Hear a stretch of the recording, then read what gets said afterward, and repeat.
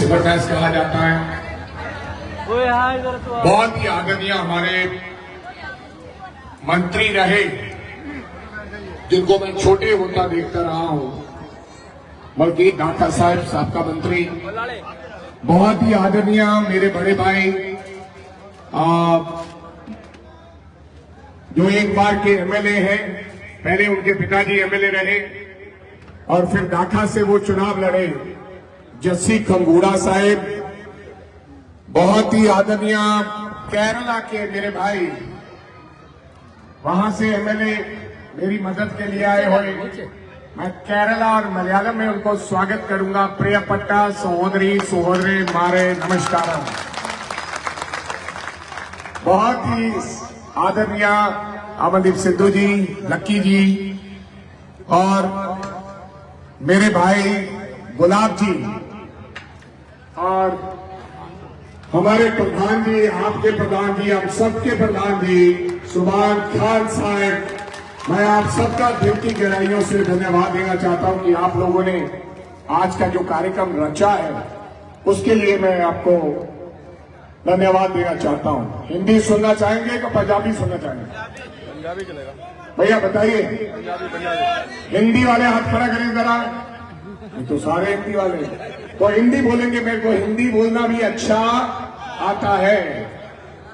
चुनाव लड़ रहा हूं और 1 तारीख को चुनाव होने जा रहे हैं और फैसला आप लोगों के हाथ में, इस देश का फैसला आप लोगों के हाथ में है।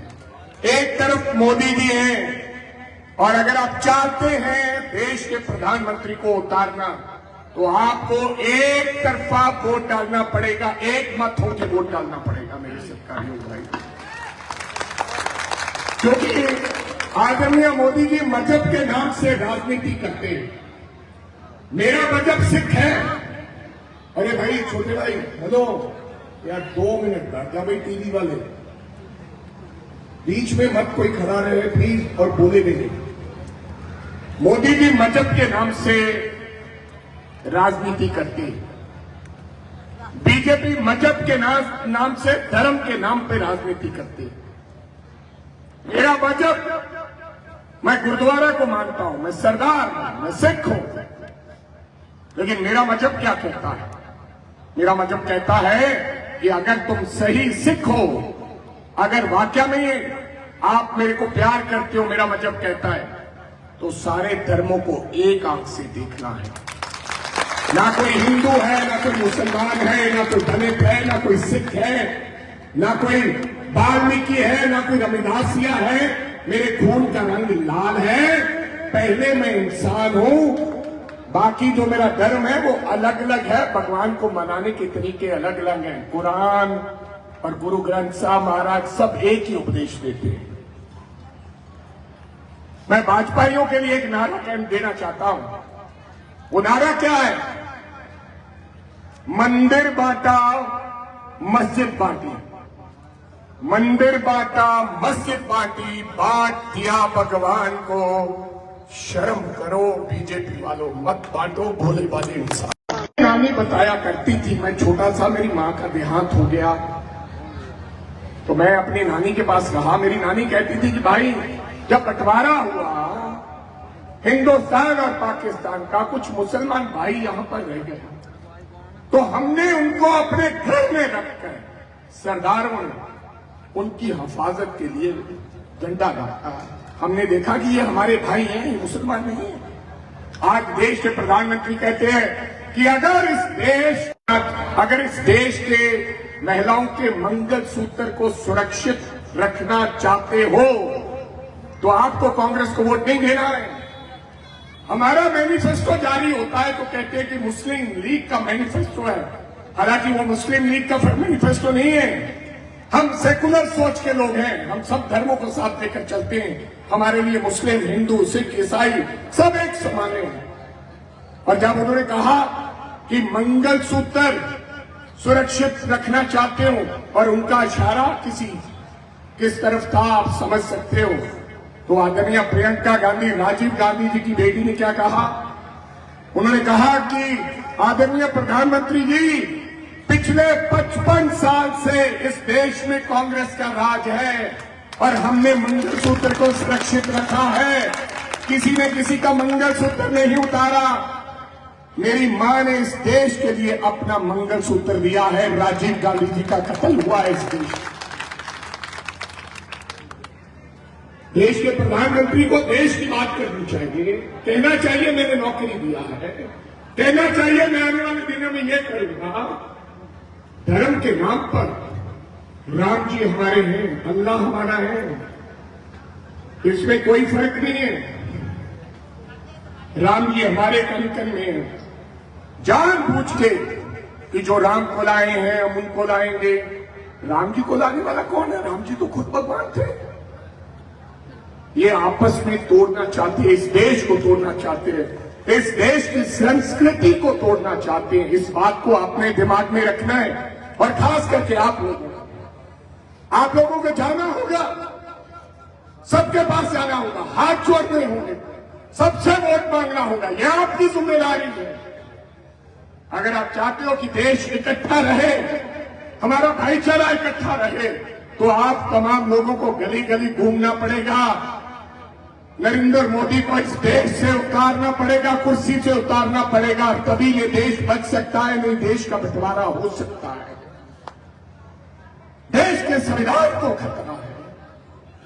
जातिवादी के नाम पर बड़े हमारे पूर्वजों ने देश के लिए शहादतें देकर इस देश को आजाद करवाया है। हम इसको टूटने नहीं देंगे।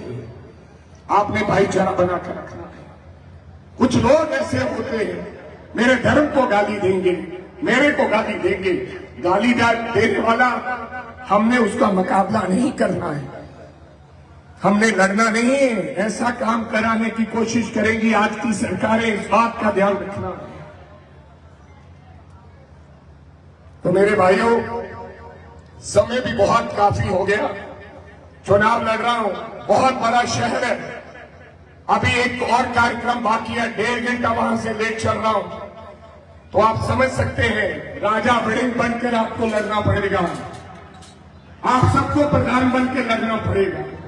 मैं आपसे वादा करता हूं, अगर आपने मेरे को मौका दिया देश की लोकसभा में जाने का, एक बात आपसे कह सकता हूं, सरकार चाहे किसी की बने, आज का जो माहौल है वो लगता है कि कांग्रेस पार्टी की सरकार बनने जा रही है।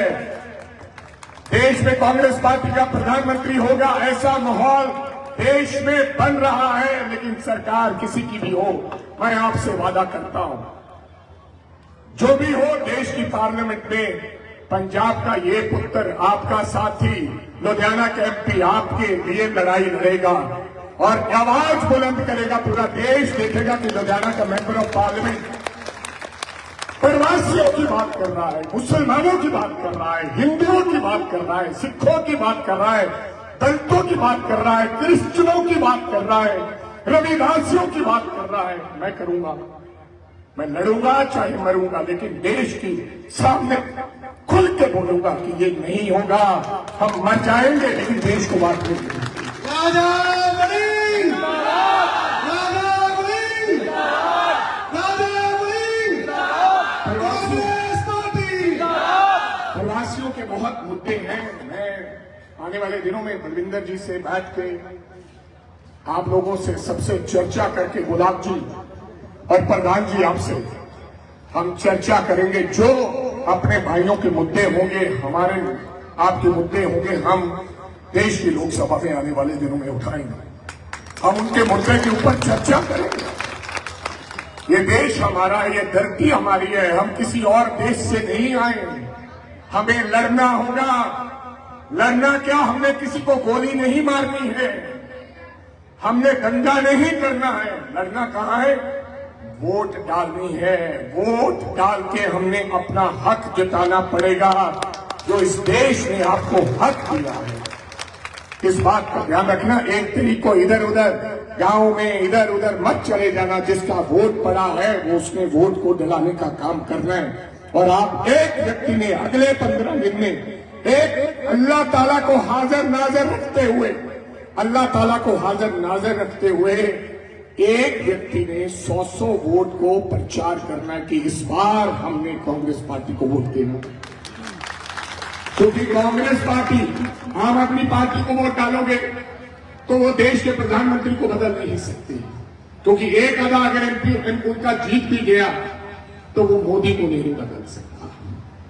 हकारियों को वोट डालोगे, एक आधा एमपी उनका अगर बन भी गया तो वो देश के प्रधानमंत्री को बदल नहीं सकता। एक बड़ी पार्टी देश के प्रधानमंत्री को कुर्सी से उतार सकती है। जब एमएलए के चुनाव होंगे तब हम फैसला करेंगे कि किसको वोट डालना है। लेकिन इधर उधर वोट डालकर किसी ने झाड़ू को डाल दिया, किसी ने तकड़ी को डाल दिया, नुकसान मत कर देना। मोदी वर्सेस कांग्रेस, मोदी के सामने कांग्रेस खड़ी है, सीधा कांग्रेस पार्टी के उम्मीदवार को आप वोट देने का काम करना। मेरी आपसे उम्मीद होता आप सबका मैं बहुत बहुत दिल की गहराइयों से, मेरा दिल तो करता है आपसे और चर्चा करूं और बातें करूं, देश की चर्चाएं करें, बातें करें, लेकिन समय इजाजत नहीं देता है। इतनी हाजिरी आप कबूल करना और अल्लाह ताला को मेरे लिए दुआ करना, क्योंकि आपकी दुआ में शफा है। आप जो दुआ करते हैं तो खुदा मानता है, और अगर खुदा दुआ मान ले तो आदमी सब कुछ मिल जाता है। करने वाला अल्लाह ताला, उसने करना है, हम कुछ नहीं है। हमारी वाणी में लिखा है, बलविंदर सिंह जी आपको अच्छे से बता सकते हैं क्योंकि वो गुरसिख है। लिखा है, मेरा मुझ में कुछ नहीं, यानी कि मेरा मेरे में कुछ नहीं है, जो कुछ है सो तेरा, सब उसी का। हम तो यहां पर उसकी नौकरी करने के लिए आए हैं, उसके घर के कुकर हैं तो वो अपना हुक्म बजाने के लिए आए हैं, उसके बिना पत्ता नहीं आता। तो जो मुसलमान भाई हैं रोज दुआ करते हैं, रोज दुआ करते हैं। मैंने देखा है धर्म के पक्के हैं, चाहे इधर हो जाएगा उधर हो जाए, उनको नमाज में जाना ही जाना, अल्लाह ताला के लिए रोजे रखने ही रखने। तो मैं मानता हूं कि आप एक एक बंदे की दुआ की हुई राजा बने को 4 तारीख को और 1 तारीख को जताने का काम करेंगे। आपका बहुत बहुत धन्यवाद। जय हिंद, जय भारत। कांग्रेस पार्टी। प्रधान साहब 2 मिनट का मैं छोड़ दवांगा, गुजारिश है, रिक्वेस्ट है 2 मिनट के लिए। प्रधान साहब 2 मिनट।